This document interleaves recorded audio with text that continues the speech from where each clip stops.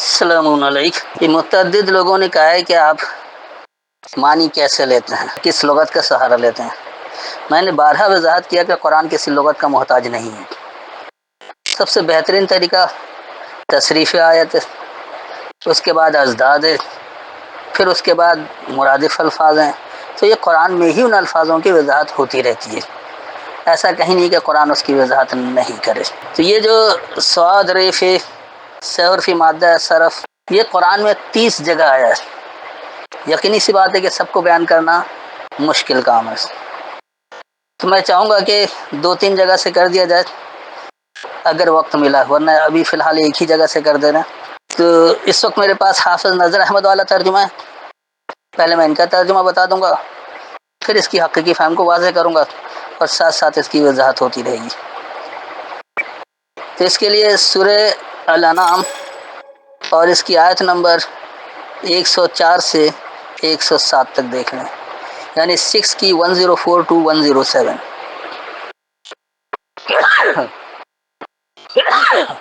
تمہارے رب کی طرف سے تمہارے پاس نشانیاں آ چکی،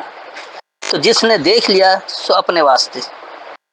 اور جو اندھا رہا تو اس کا وبال اس کی جان پر، اور میں تم پر نگہبان نہیں۔ اور اسی طرح ہم آیتیں پھیر پھیر کر بیان کرتے ہیں تاکہ وہ کہیں تو نے کسی سے پڑھا ہے، اور تاکہ ہم جاننے والوں کے لیے واضح کر دیں۔ اس پر چلو جو وہی آئے تمہارے رب سے تمہاری طرف، اس کے سوا کوئی معبود نہیں، اور مشرکوں سے منہ پھیر لو۔ اور اگر اللہ چاہتا تو وہ شرک نہ کرتے، اور ہم نے تمہیں ان پر نگہبان نہیں بنایا اور تم ان پر داروغہ نہیں۔ یہ ہے وہ مروجہ روایتی ترجمہ، گو کے بعد اس سے بھی کافی واضح ہے، کوئی ایسی الجھن نہیں ہے، لیکن پھر بھی اس کی وضاحت یوں ضروری ہے تاکہ آپ کو پتہ لگے کہ نصرف الآیات کیا چیز ہے، کیسے اللہ پھیر پھیر کر آیتیں دیتا ہے۔ تو آئیے ہم اس کی حقیقی بصیرت کو سمجھیں تاکہ اللہ کی ہدایت کو سمجھ کر اس پر عمل کیا جا سکے۔ تو میں اس پر کوئی تنقیدی نگاہ ڈال کر بحث کرنا نہیں جا رہا ہوں، صرف حقیقی فہم کو سامنے لا کر سامعین پر یہ فیصلہ چھوڑ دیتا ہوں کہ ان کی عقل میں کیا آ رہا ہے۔ اگر انہیں اللہ کی بات سمجھ آ رہی تو ٹھیک ہے، عمل کر لیں، نہیں آ رہی ہے، کوئی غلطی ہے تو اس کی نشاندہی کریں۔ قد جاءکم بصائر من ربکم، یقینی تمہارے پاس آ گیا بصیرت تمہارے رب سے۔ بصائر بصیرت کی جمع ہے، تو تمہارے رب سے بصیرتیں یقینی تمہارے پاس آ گئی۔ رب کی بصیرت کہاں سے ملتی ہے؟ رب کی کتاب سے، اس کی آیتوں کے ذریعے۔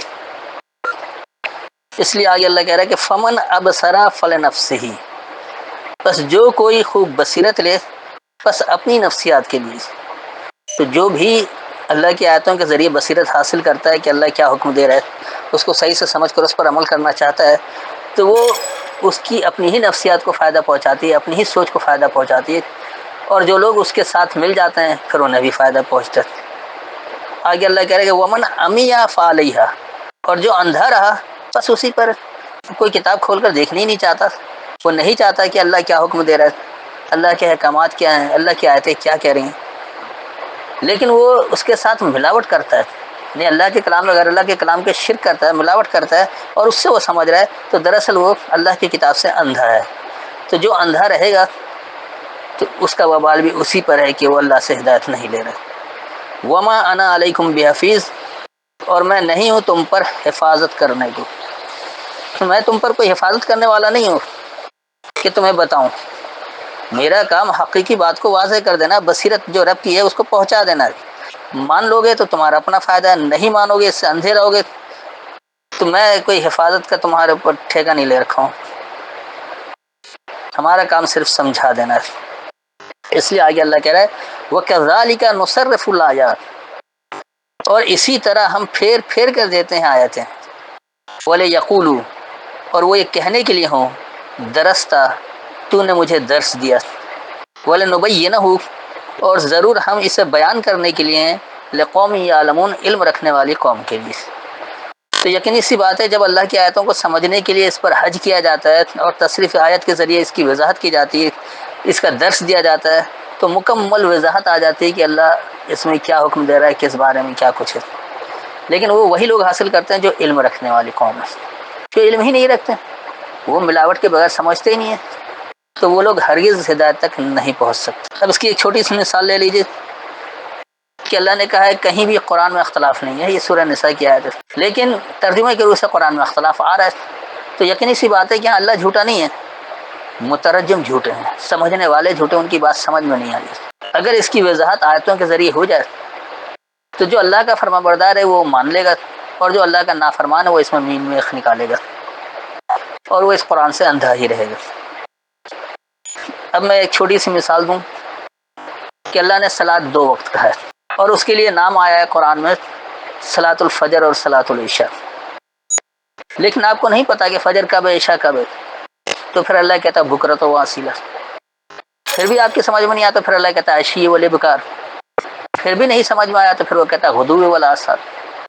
اس کے باوجود نہیں سمجھ میں آیا تو پھر اللہ کہتا ہے واطراف النہار، پھر بھی نہیں سمجھ میں آیا تو اللہ کہتا ہے واطراف اللیل، اس کے باوجود اگر نہیں سمجھ میں آیا تو پھر اللہ کہتا ہے اقم الصلاۃ لدلوک الشمس الی غسق اللیل وقرآن الفجر، عشاء کی وضاحت کر دی کہ دلوک الشمس الی غسق اللیل، اور فجر کو ایسے ہی چھوڑ دیا،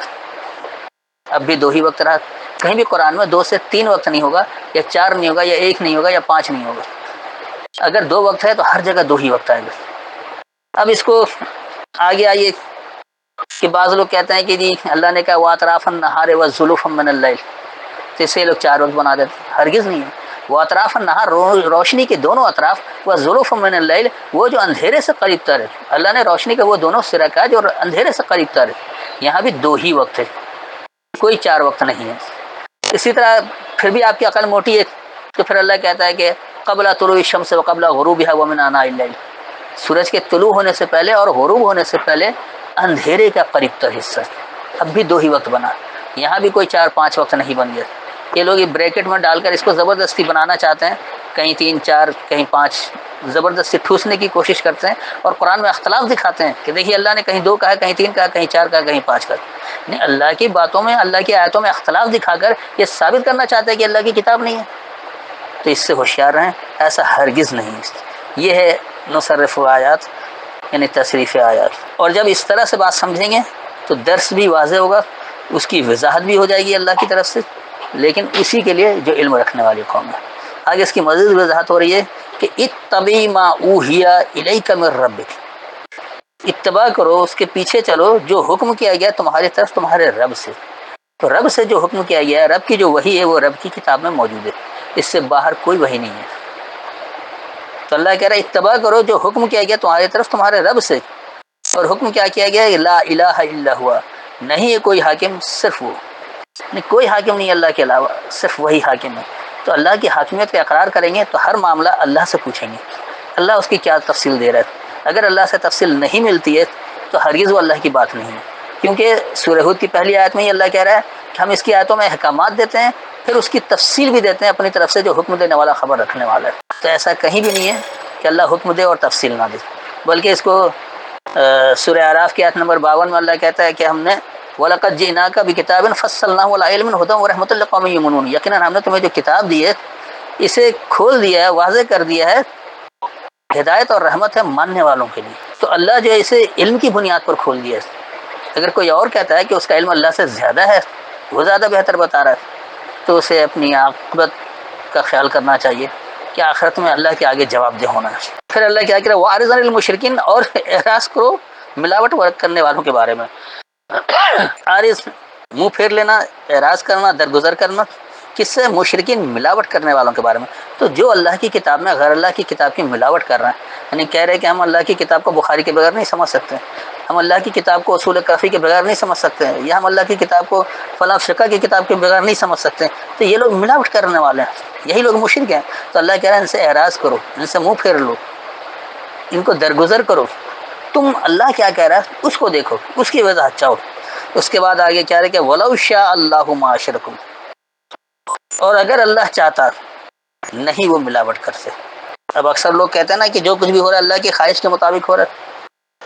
تو ایسا ہرگز نہیں ہے، اللہ کہہ رہا ہے کہ اگر اللہ چاہتا تو وہ ملاوٹ کرتا ہی نہیں، شرک کرتا ہی نہیں، لیکن کیونکہ اللہ کی چاہت نہیں ہے، اللہ نے آپ کو آزاد چھوڑا ہے، ہدایت کے راستے بتا دیے، پھر بتایا کہ تم اس سے ہدایت لو یا اس سے اندھے رہو، اگر اندھے رہو گے تو اس کا نقصان تمہیں ہی ہوگا، اور اگر تم اس سے بصیرت لے لو گے تو یہ تمہاری نفسیات کے لیے فائدہ ہے، تو ایسا ہرگز نہیں ہے کہ اگر اللہ چاہتا تو ملاوٹ نہیں کرتے، اللہ ایسا چاہتا ہی نہیں ہے، کیونکہ اللہ کی چاہت جو ہے وہ پابند ہے. اللہ نے انسان کو جہاں آزاد چھوڑ دیا اسے زبردستی پابند نہیں کرتا کہ ایسا ہی کرو، چھوڑ دیا. آپ کی مرضی آپ ملاوٹ کریں، آپ کی مرضی آپ ملاوٹ نہ کریں. اس لیے آگے بتا رہے کہ وما جعلناک علیہم حفیظا، اور نہیں ہم نے بنایا تمہیں ان پر حفاظت کرنے والا. تو اگر تمہاری سمجھ میں آ رہا تم لوگوں کو بتا رہے ہو تو یقینی سی بات ہے تم ان پر کوئی نگہبانی کرنے والے نہیں، ان پر حفاظت کرنے والے نہیں ہو. ان کی مرضی وہ ملاوٹ کر رہے تو کرتے رہیں. وما انت علیہم بوکیل، اور تم نہیں ہو ان پر وکالت کرنے کو، ان کی حمایت کرنے کو، ان پر بھروسہ کرنے کو. وکل ہے اس کا مادہ، وکیل حمایتی کہلاتا ہے، توکل بھروسہ کرنے کو کہتے ہیں. تو چاہے آپ کا حمایتی ہو یا آپ جس پر بھروسہ کریں، بات ایک ہی. تو اللہ نے یہ بتا دیا کہ تم ان پر بھروسہ کرنے کو نہیں ہو اور نہ تم ان کے حمایتی ہو.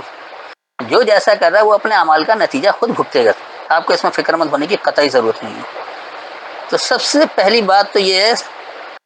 کہ اللہ نے بصیرت اپنی آیتوں میں دے رکھی ہے.